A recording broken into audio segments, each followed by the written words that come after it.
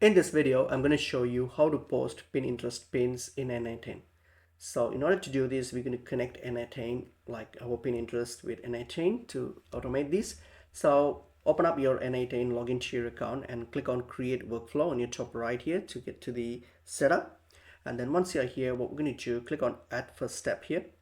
Click on it and then you'll get to this in the search bar here. You don't really have Pinterest. If you search for Pinterest, you won't really see the direct Pinterest here.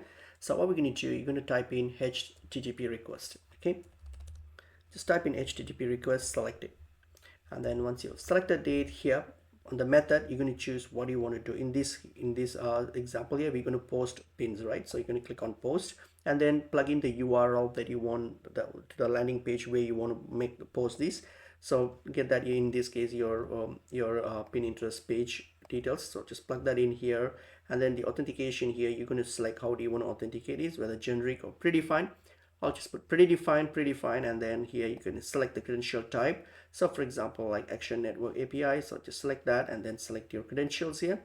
Okay, you can click on create new credentials, and then what you're going to do, plug in your API key from your Pinterest, then hit on save and connect it.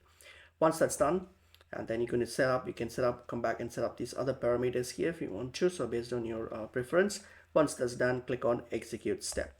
Once done, you can hit on go back to canvas, and now this has been set up, so you can test this by clicking on execute workflow, and that's basically pretty much it is.